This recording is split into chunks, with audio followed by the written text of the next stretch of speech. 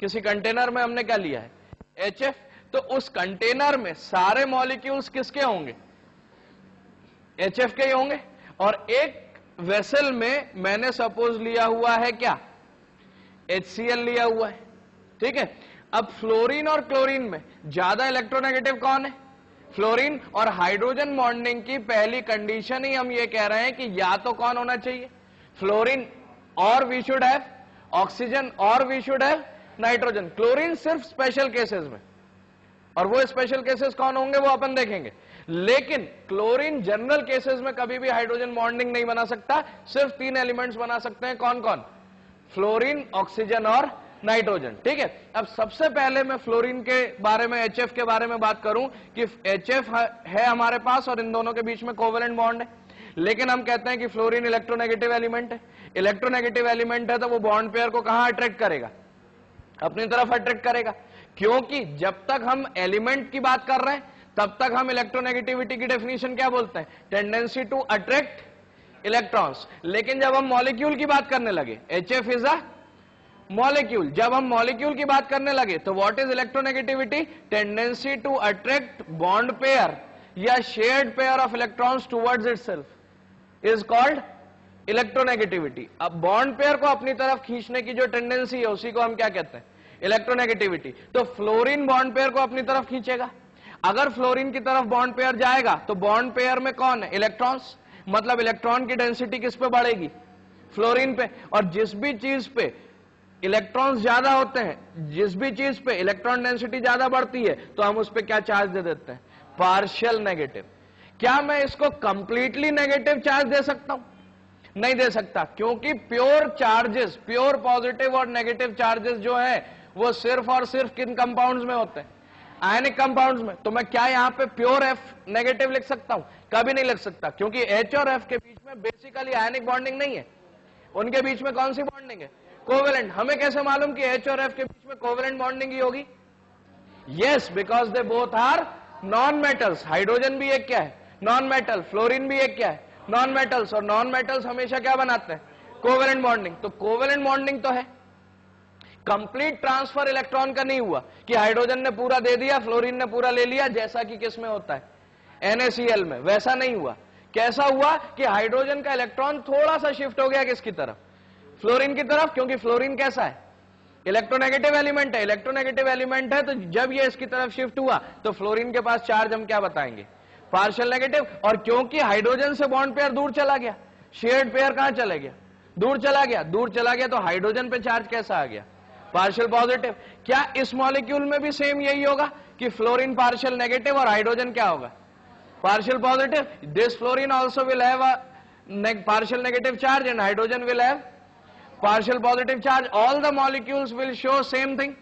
This has got a partial negative charge and it has got a partial positive charge. ठीक है, क्या chlorine भी hydrogen से ज्यादा इलेक्ट्रोनेगेटिव है? क्लोरीन 7th ग्रुप का मेंबर है, 7th ग्रुप के सारे एलिमेंट्स क्या है, इलेक्ट्रोनेगेटिव। लेकिन क्लोरीन क्या फ्लोरीन जितना इलेक्ट्रोनेगेटिव है?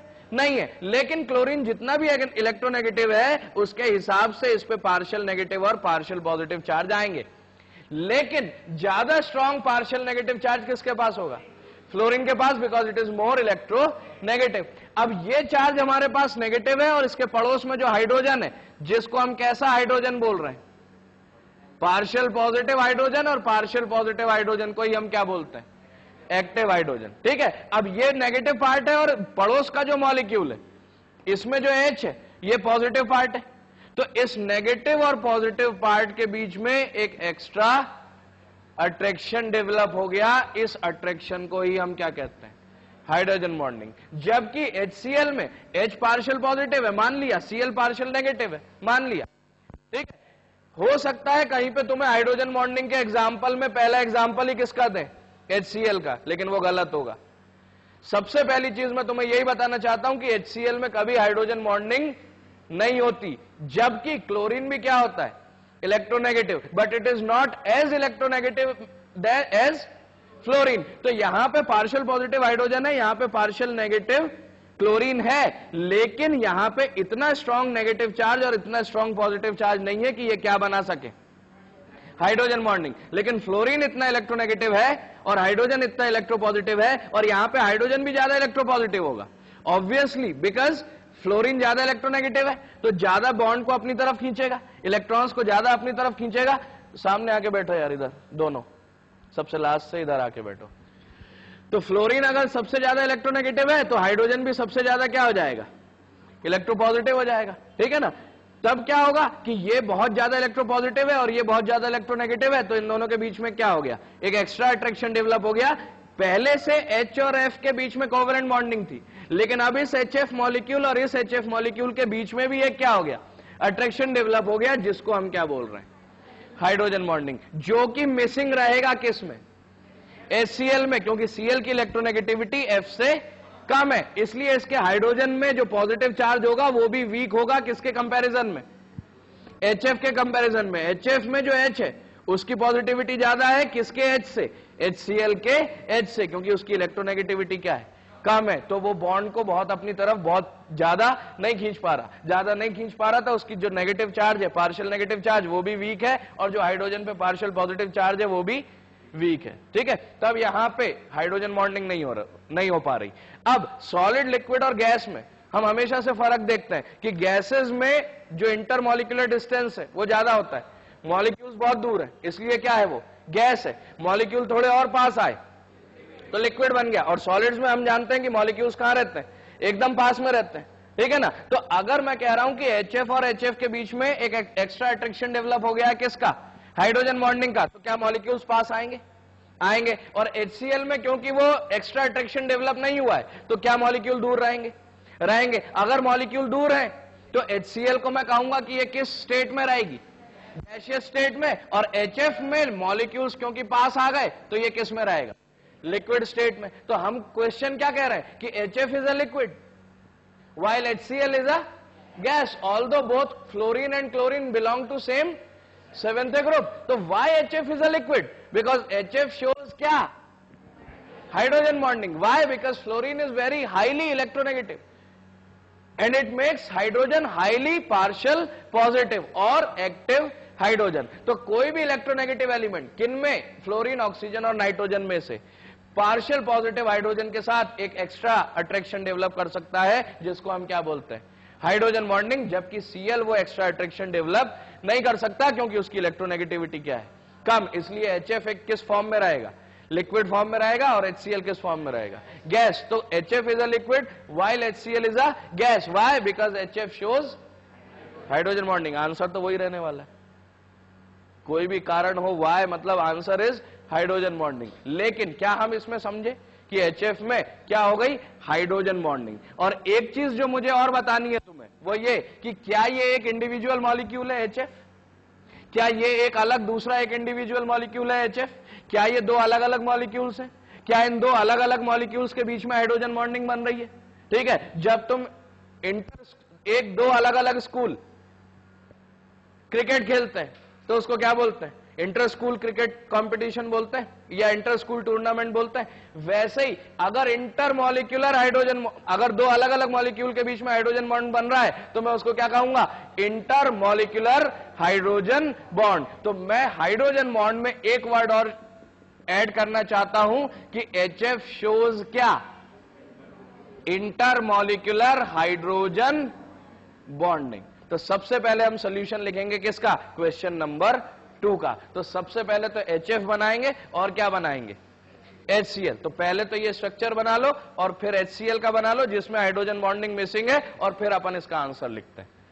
तो सोल्यूशन पहले किसका कर रहे हैं, क्वेश्चन नंबर 2 का, क्योंकि वो सबसे इजी है।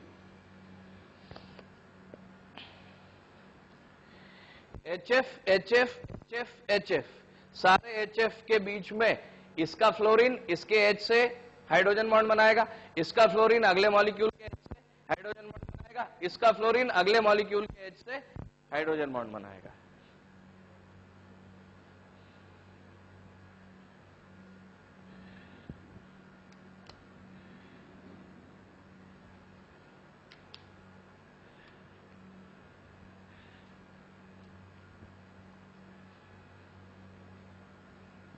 ठीक है, तो HF HF HF, एक मॉलिक्यूल का F अगले मॉलिक्यूल के H से, एक एक्स्ट्रा अट्रैक्शन डेवलप कर रहा है, उस एक्स्ट्रा अट्रैक्शन को हम डॉट बॉन्ड से रिप्रेजेंट कर रहे हैं कि इसका F, और खास तौर से ये बनाने की जरूरत है कि F has got a partial negative charge and hydrogen has got a partial positive charge. Is that okay? तो आंसर हम क्या लिखेंगे? आंसर हम ये लिखेंगे कि as fluorine is highly electronegative, as fluorine is highly electronegative, as fluorine is highly electronegative element, it acquires a partial negative charge, it acquires a partial negative charge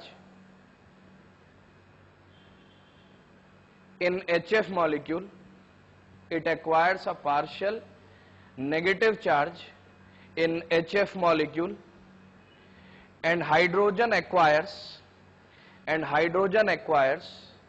a partial positive charge, and hydrogen acquires a partial positive charge, which can be termed as active hydrogen, which can be termed as active hydrogen, which can be termed as active hydrogen. These HF molecules show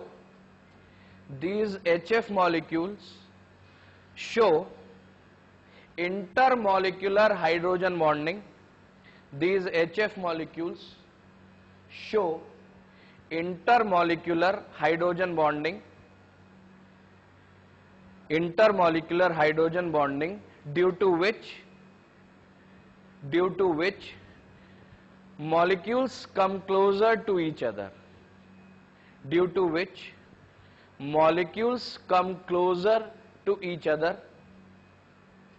molecules come closer to each other, and hence exist in liquid form, and hence exist in liquid form, and hence exist in liquid form.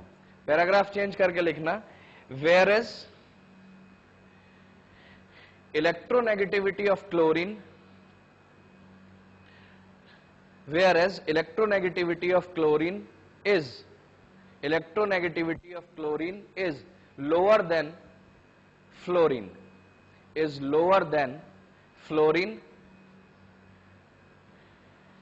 so cannot show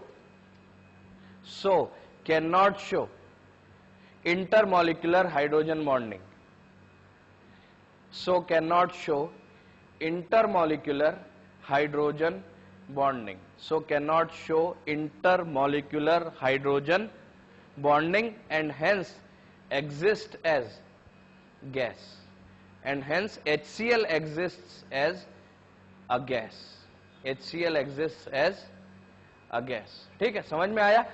यहां पे hydrogen bonding होने के कारण molecules क्या आ गए? Close आ गए, इसलिए उसने क्या बना लिया? लिक्विड. और HCl में क्या मिसिंग है? इंटरमॉलिक्यूलर हाइड्रोजन बॉन्डिंग मिसिंग है, इसलिए इसके मॉलिक्यूल्स कहां रहेंगे? दूर रहेंगे. और मॉलिक्यूल्स दूर रहेंगे तो ये किस फॉर्म में एग्जिस्ट करेगा? गैसियस फॉर्म में. तो HF क्या रहेगा? हमेशा लिक्विड फॉर्म में रहेगा, जबकि HCl किस फॉर्म में रहेगा? गैसियस फॉर्म में रहेगा, ड्यू टू एब्सेंस ऑफ क्या?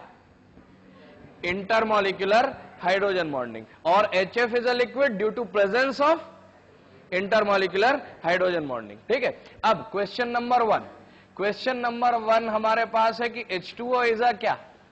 Liquid, while H2S is a gas. तो अब इसमें सबसे पहले तो H2O का स्ट्रक्चर बना लो, क्योंकि H2O पे बाकी क्वेश्चन भी इसमें काफी कवर होते हैं.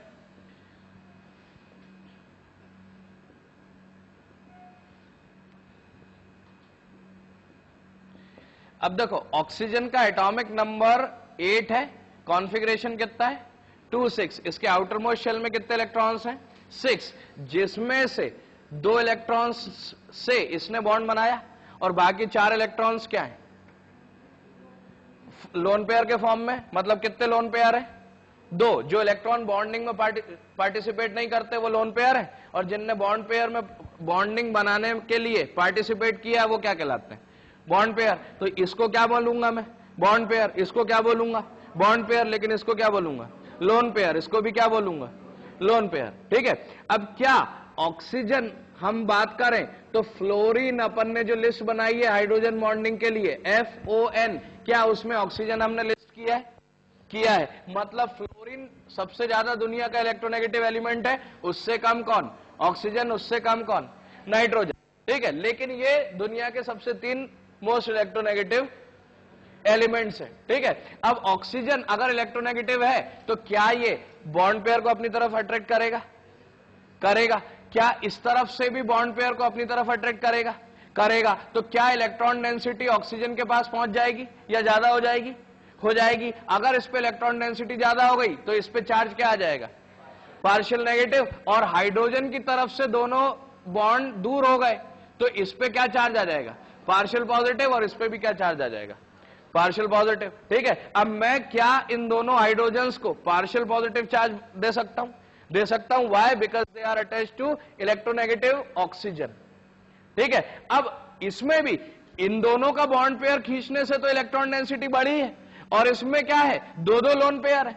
लोन पेयर मतलब इलेक्ट्रॉन्स का ग्रुप। इलेक्ट्रॉन्स का ग्रुप मतलब यहां पे सबसे ज्यादा क्या है? Electron density. और इस वाटर मॉलिक्यूल के हाइड्रोजन्स भी कैसे हैं? Partial positive. तो पॉजिटिव और नेगेटिव चार्ज में अट्रैक्शन होगा। अब यहां पे ये लोन पेयर है तो ये नेगेटिव चार्ज डेंसिटी है, और पड़ोस का हाइड्रोजन कैसा हो गया है? Partial positive. क्यों पार्शियल पॉजिटिव हो गया है? क्योंकि इस बॉन्ड पेयर को किसने अपनी तरफ अट्रैक्ट कर लिया है?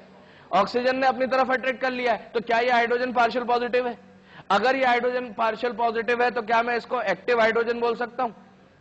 बोल सकता हूं। अब यहां पे ये पार्शियल पॉजिटिव हाइड्रोजन इधर नेगेटिव चार्ज डेंसिटी से अट्रैक्ट हो रहा है, और ऑक्सीजन पे दूसरा लोन पेयर भी है, तो यहां पे जो हाइड्रोजन है वो भी कैसा है?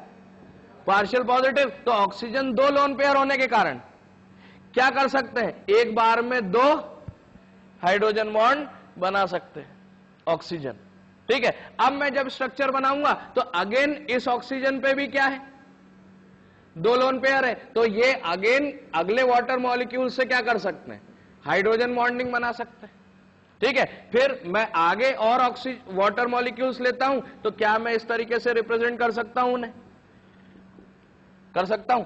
यहां पे वाटर ही सारे मॉलिक्यूल्स में H2O का ही ले रहा हूं, तो ये इससे हाइड्रोजन बॉन्ड से अटैच्ड होगा, और इधर ये हाइड्रोजन बॉन्ड से अट्रैक्ट होगा। ठीक है। और हम क्या बोल रहे हैं? दिख रहा तेरे को? हम ये बोल रहे हैं कि कोवेलेंट मॉलिक्यूल्स में, जो हमने डेफिनेशन लिखी है हाइड्रोजन बॉन्डिंग की, क्या डेफिनेशन लिखी है? कि कोवेलेंट मॉलिक्यूल्स में ही एक एक्स्ट्रा अट्रैक्शन डेवलप हो जाता है। तो H2O बेसिकली तो एक कैसा मॉलिक्यूल है? कोवेलेंट मॉलिक्यूल है, जिसमें हाइड्रोजन और ऑक्सीजन के बीच में कैसे बॉन्ड्स हैं?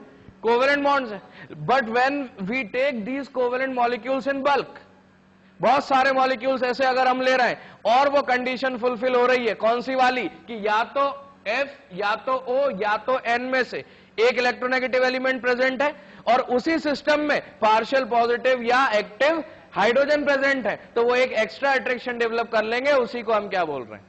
Hydrogen bonding. तो अगर आपने वाटर मॉलिक्यूल्स बल्क में लिए हैं तो ये तो कोवेलेंट कंपाउंड्स हैं, H और O के बीच में कोवेलेंट बॉन्डिंग तो है, लेकिन क्योंकि ये सारे के सारे H कैसे हैं और ऑक्सीजन कैसा है, तो ऑक्सीजन और हाइड्रोजन के बीच में एक एक्स्ट्रा अट्रैक्शन, मतलब इस मॉलिक्यूल का ऑक्सीजन और इस मॉलिक्यूल के हाइड्रोजन के बीच में एक एक्स्ट्रा अट्रैक्शन डेवलप हो गया। उसी एक्स्ट्रा अट्रैक्शन को हम जिसको डॉटेड बॉन्ड से रिप्रेजेंट कर रहे हैं वो कौन है? Hydrogen bond. वो कौन है?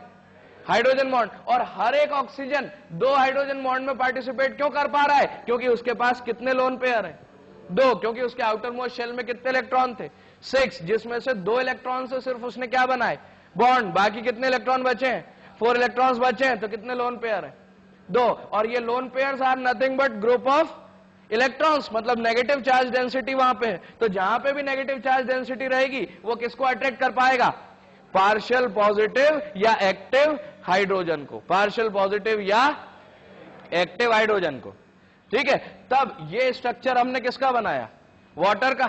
क्या इस वाटर में हमें खाली जगहें दिख रही हैं? वाटर के स्ट्रक्चर में जो खाली जगहें होती हैं उनको अपन क्या कहते हैं? voids, ठीक है, जो स्पेसेस हैं, एम्प्टी स्पेसेस हैं, they are known as voids, ठीक है। अब अगर मैं H2O ना लूं, उसकी जगह क्या लूं, H2S, सल्फर का एटॉमिक नंबर कितना है 16, कॉन्फ़िगरेशन क्या है 286, और हमने क्वेश्चन में लिखा है कि both oxygen and sulphur belong to same 6th group, लेकिन क्या सल्फर FON की लिस्ट में है, नहीं है। क्यों? क्योंकि सल्फर की इलेक्ट्रोनेगेटिविटी ऑक्सीजन से कम है। अगर सल्फर H2S बना रहा है तो ये इसमें हाइड्रोजन पार्शियल पॉजिटिव और सल्फर किस फॉर्म में रह सकता है, पार्शियल नेगेटिव फॉर्म में तो रह सकता है, उसमें कोई प्रॉब्लम नहीं है। लेकिन क्या ये सल्फर पार्शियल नेगेटिव इस हाइड्रोजन से, पार्शियली पॉजिटिव हाइड्रोजन से हाइड्रोजन बॉन्ड बना सकता है, नहीं, क्योंकि ये अट्रैक्शन तभी डेवलप हो सकता है जब एक स्ट्रॉन्ग नेगेटिव चार्ज पुल करे एक स्ट्रॉन्ग पॉजिटिव चार्ज को, एक स्ट्रॉन्ग नेगेटिव चार्ज पुल करे किसको, एक स्ट्रॉन्ग पॉजिटिव चार्ज को, ठीक है। तो यहां पे हाइड्रोजन पॉजिटिव तो है मगर ये स्ट्रांगली पॉजिटिव नहीं है। क्यों स्ट्रांगली पॉजिटिव नहीं है? क्योंकि बहुत स्ट्रांगली सल्फर इसको नहीं खींच पाया है। अगर सल्फर बहुत स्ट्रांगली इसको खींचता तो बॉन्ड पेयर ज्यादा सल्फर के पास पहुंच जाता, तो हाइड्रोजन पे इलेक्ट्रॉन डेफिशिएंसी हो जाती, क्योंकि इसका बॉन्ड पेयर लेके कौन भाग गया, सल्फर। तो हाइड्रोजन बहुत ही ज्यादा अगर इलेक्ट्रॉन डेफिशिएंट हो जाता तो उसका पॉजिटिव चार्ज बहुत स्ट्रांग हो जाता, लेकिन क्योंकि सल्फर इतना इलेक्ट्रोनेगेटिव नहीं है इसलिए उसने इलेक्ट्रॉन पेयर को बहुत ज्यादा अट्रैक्ट नहीं किया, बहुत ज्यादा अट्रैक्ट नहीं कर पाया, तो सल्फर खुद भी बहुत ज्यादा नेगेटिव नहीं हो पाया और हाइड्रोजन को भी बहुत ज्यादा पॉजिटिव नहीं कर पाया। तो इस मॉलिक्यूल का सल्फर बहुत ज्यादा नेगेटिव नहीं है, इस मॉलिक्यूल का हाइड्रोजन बहुत ज्यादा पॉजिटिव नहीं है, इसलिए इन दोनों के बीच में हाइड्रोजन बॉन्डिंग की पॉसिबिलिटी नहीं है। जबकि क्या वाटर में वो पॉसिबिलिटी थी? Yes, why? Because oxygen was highly electronegative, so it made hydrogen highly electropositive, ठीक है ना। पार्शियल पॉजिटिव जो चार्ज है, इसका जो पॉजिटिव चार्ज है, इट इज वेरी स्ट्रॉन्ग। तो ये स्ट्रक्चर में हम क्या देख रहे हैं, हाइड्रोजन बॉन्ड्स, जबकि वो किस में मिसिंग है, H2S में, इसलिए H2S के मॉलिक्यूल्स कहां रहेंगे, दूर, और वाटर के मॉलिक्यूल्स कहां रहेंगे, पास, इसलिए वाटर किस फॉर्म में रहेगा, लिक्विड फॉर्म में, जबकि H2S किस फॉर्म में रहेगा, गैसियस फॉर्म में, just because it cannot show hydrogen bonding due to lower electronegativity of sulfur. Sulphur की इलेक्ट्रोनेगेटिविटी ऑक्सीजन से कम है। बात आई समझ में? तो सबसे पहले तो वाटर का स्ट्रक्चर बनाओ। बना लोगे कि दोबारा बनाऊं? बना लोगे?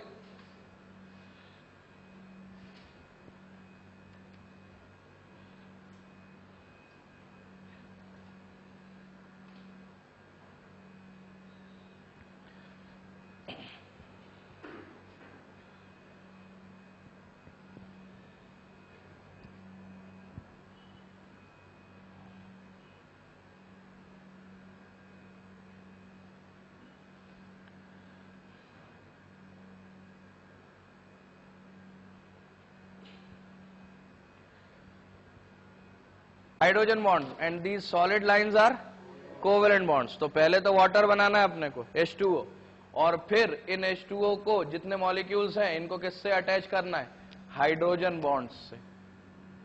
तो तुम एक सिंपल यूनिट भी बना लोगे तो भी मुझे चलता है।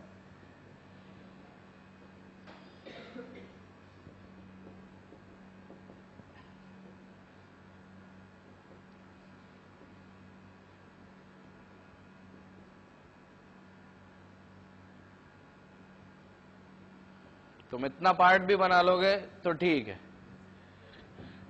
और ये सारे हाइड्रोजन्स कैसे हैं, पार्शियल पॉजिटिव, और सारे ऑक्सीजन इनमें कैसे होंगे, partial negative.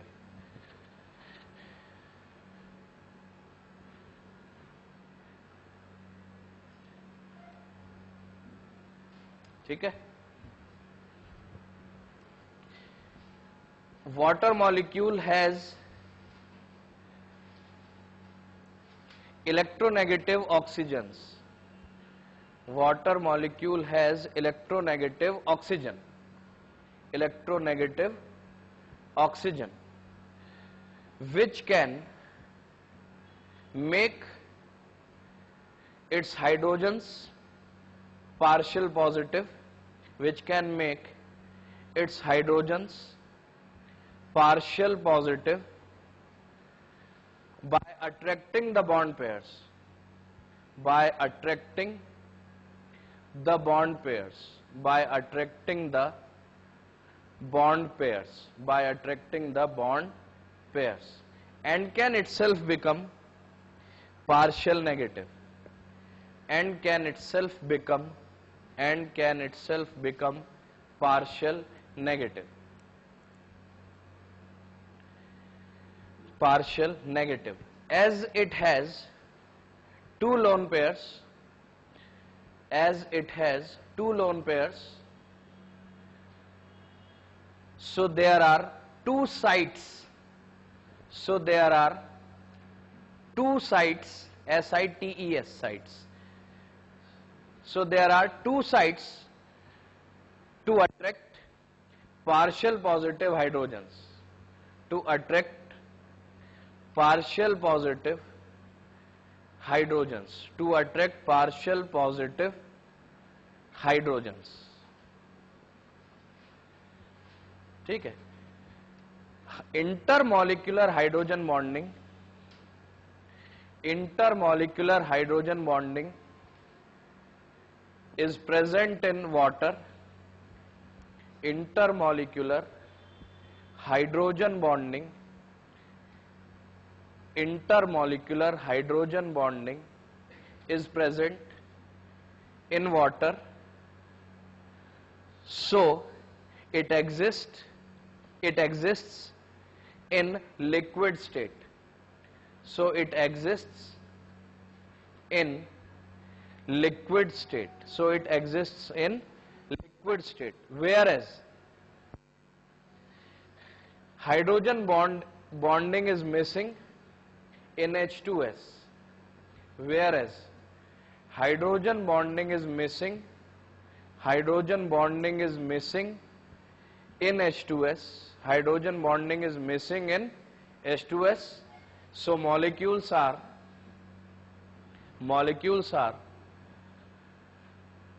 far from each other. Molecules are far from each other, making gaseous form. Making gaseous form.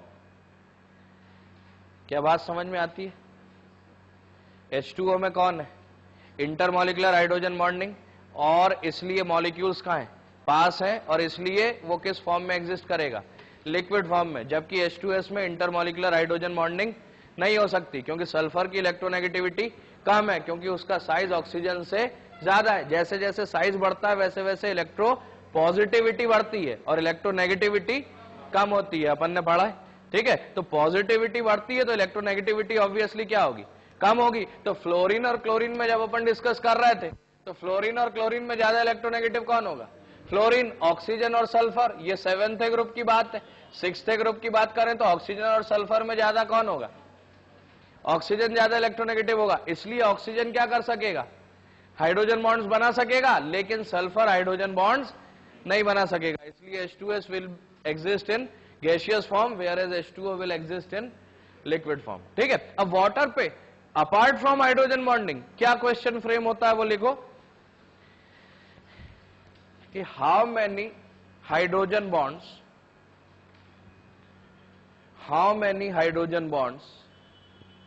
A water molecule, how many hydrogen bonds a water molecule participates in. How many hydrogen bonds ही है ना? हाँ, okay. How many hydrogen bonds a water molecule participates in? पहला option 2, second option 4,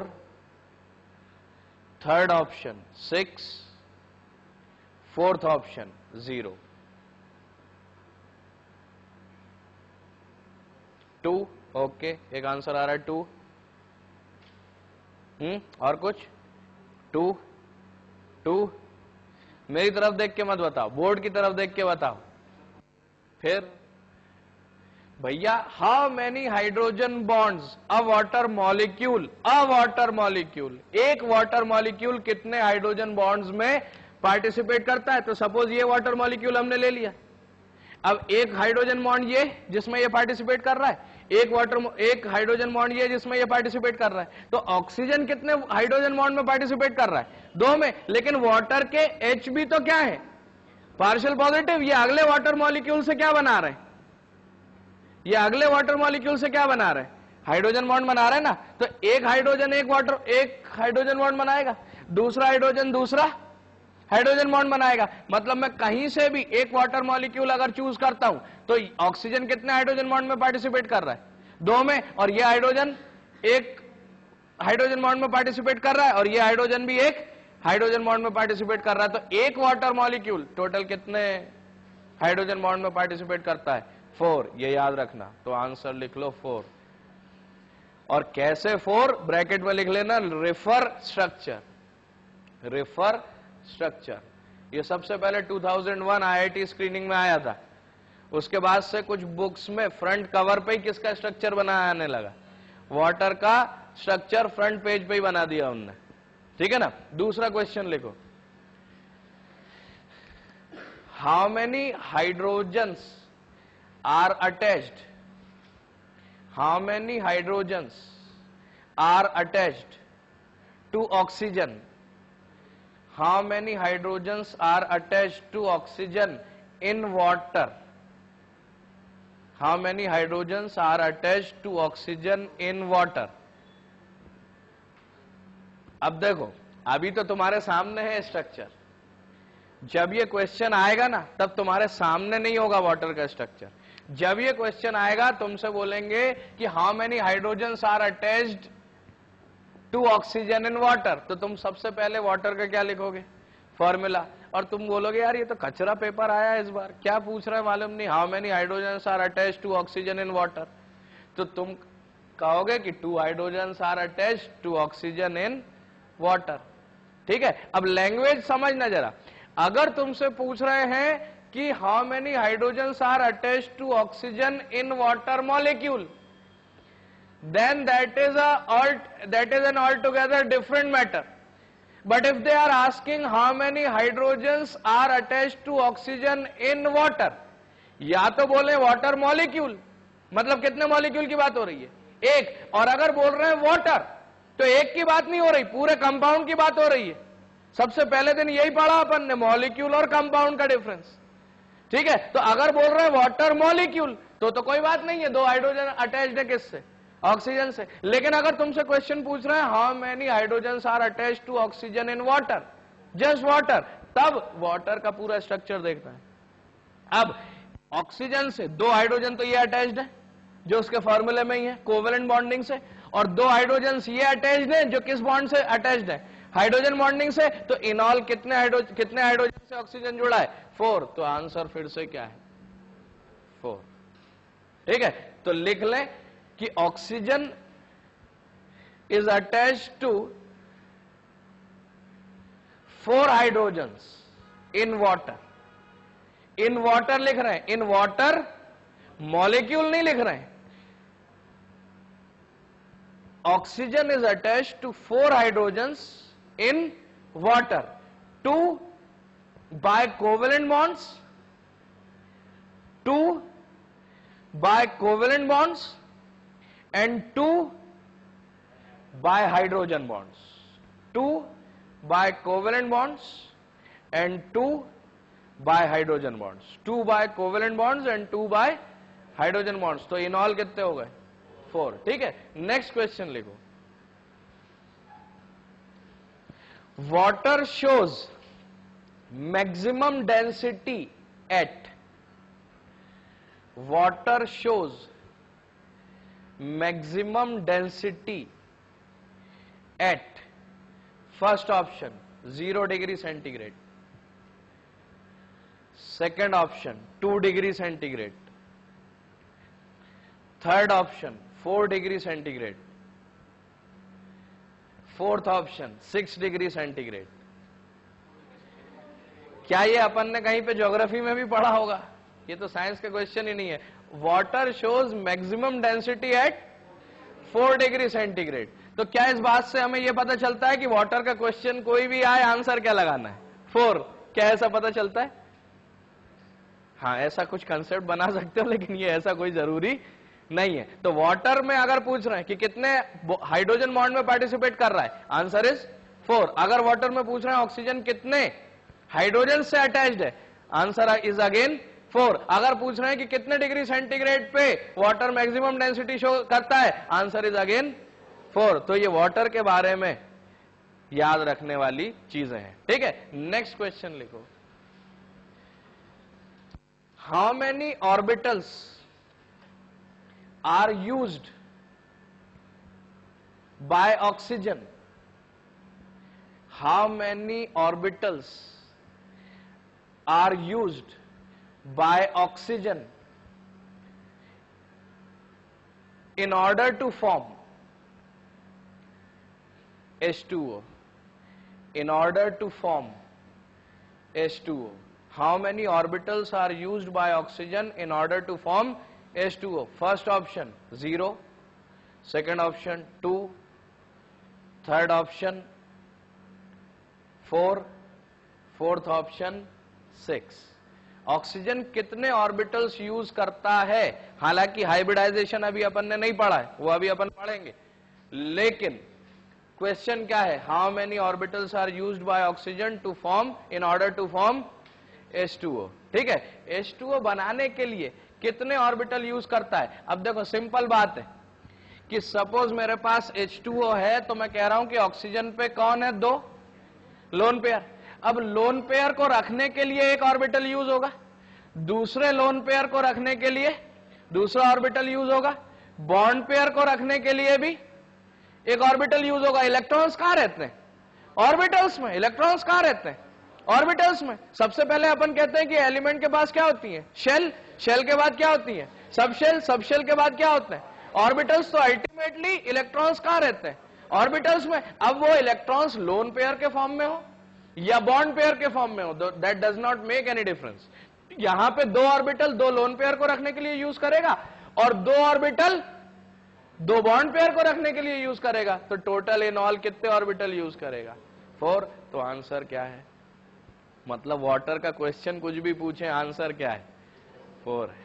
लेकिन water फ्रीजेज eight पूछे तो 4 मत लिखाना, मतलब ये तो कॉमन सेंस हो गया, ठीक है। तो एनीवे, तो क्या वाटर के सारे क्वेश्चंस आंसर 4 दे रहे हैं?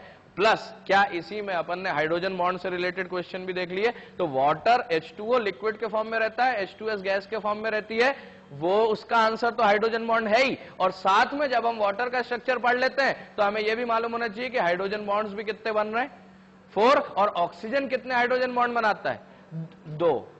ऑक्सीजन तो 2 ही हाइड्रोजन बॉन्ड बनाता है ना, फिर 2 हाइड्रोजन 2 एक और हाइड्रोजन बॉन्ड बनाते हैं। लेकिन ये अकेला ऑक्सीजन 2 हाइड्रोजन बॉन्ड क्यों पार्टिसिपेट कर सकता है? क्योंकि इसके पास लोन पेयर कितने?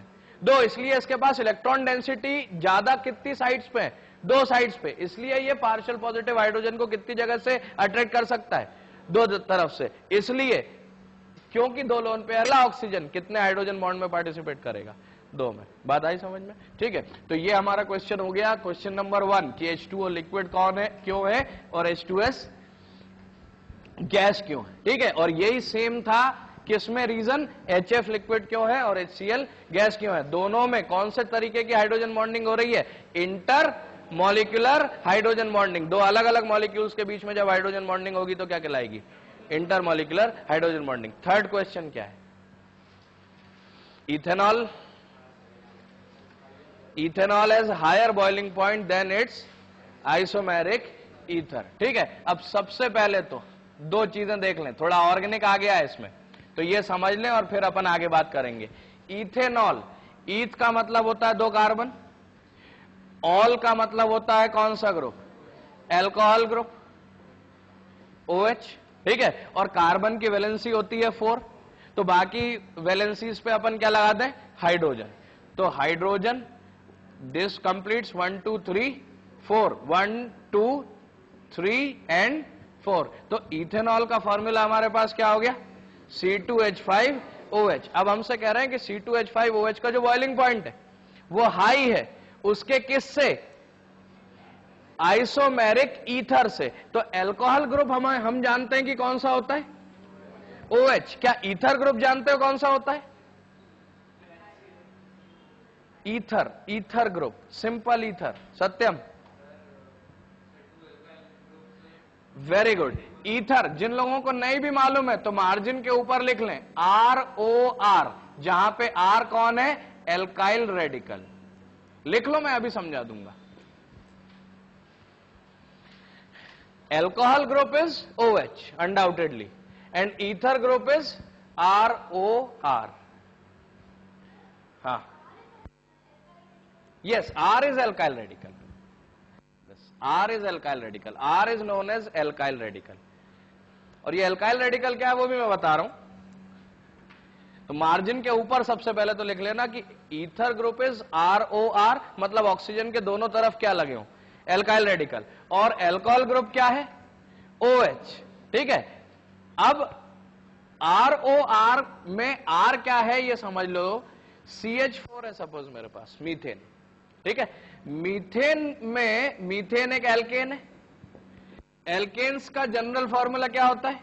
CnH2n + 2। ठीक है, इसमें से अगर मैं एक हाइड्रोजन हटा लूं, ठीक है, या मैं इस तरफ वाला बताता हूं कि इसमें से अगर मैं क्या कर दूं, एक हाइड्रोजन हटा लूं, तो मेरे पास CH3 बचेगा और एक वैलेंसी फ्री हो जाएगी। क्योंकि कार्बन की इनऑल कितनी वैलेंसी है? 4। वो कितने कोवेलेंट बॉन्ड बनाता है? 4। क्यों बनाता है? क्योंकि उसके आउटर मोस्ट शेल में कितने रहते हैं? 4 इलेक्ट्रॉन्स, और ऑक्टेट कंप्लीट करने के लिए ये 4 बॉन्ड्स बनाता है, इसलिए मीथेन बन गया। लेकिन अगर मीथेन में से मैं एक H निकाल लूं तो इसकी 3 वैलेंसी तो सेटिस्फाइड रहेंगी, 4th वैलेंसी क्या हो जाएगी? इनकम्प्लीट हो जाएगी।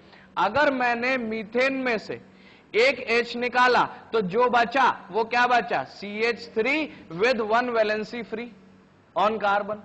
ठीक है, तो एल्केन में से हम कभी भी हाइड्रोजन एक निकाल लेते हैं तो जो बचता है उसको क्या कहते हैं? Alkyl radical. एल्केन में से एक हाइड्रोजन निकाल लो तो वो क्या कहलाने लगेगा? Alkyl radical. अगर मेरे पास सपोज मीथेन है, उसमें से मैंने एक H निकाल लिया तो वो क्या कहलाने लगेगा? Methyl radical. ठीक है, सपोज मेरे पास इथेन है और उसमें से मैंने क्या किया? एक H निकाल लिया तो मेरे पास क्या बचेगा? C2H5। तो मैंने, क्योंकि ये कहां से बनाया है? इथेन से, इसलिए इसका नाम क्या हो जाएगा? Ethyl radical. तो ऐसे ही मीथेन से मिथाइल बना सकता हूं, इथेन से इथाइल बना सकता हूं, प्रोपेन से प्रोपाइल बना सकता हूं, ब्यूटेन से ब्यूटाइल बना सकता हूं, पेंटेन से पेंटाइल बना सकता हूं, हेक्सेन से हेक्साइल बना सकता हूं, हेप्टेन से हेप्टाइल बना सकता हूं, ऑक्टेन से ऑक्टाइल बना सकता हूं, नॉनेन से नॉनाइल बना सकता हूं, डेकेन से डेकाइल बना सकता हूं। और अगर 11 कार्बन का हाइड्रोकार्बन है तो उसका नाम क्या है? नहीं, अनडेक। Very good. क्योंकि 10 तक तो सबको याद है, पूरी दुनिया को याद है, तुम उसमें कोई अच्छी बात नहीं बता रहे हो। शुरू तुम्हारी कहां से होती है? जब सब खत्म हो जाए, जब तुम्हें शुरू होना है। तो अनडेकेन से अनडिसाइल, डोडेकेन से डोडेसाइल, ट्राइडेकेन से ट्राइडेसाइल। शॉर्ट में बात यह है, मैं तो अनडेकेन पूछना चाह रहा था इसलिए इतनी दूर निकल गया। सिंपल बात यह है कि एल्केन में से अगर एक H कम कर लेते हैं तो क्या कहलाता है? Alkyl radical. ठीक है, अब देखो कि ये इथेनॉल है, इथेनॉल मतलब C2H5OH। अब कह रहे हैं कि इसका बॉइलिंग पॉइंट ज्यादा है इसके आइसोमेरिक ईथर से। किससे?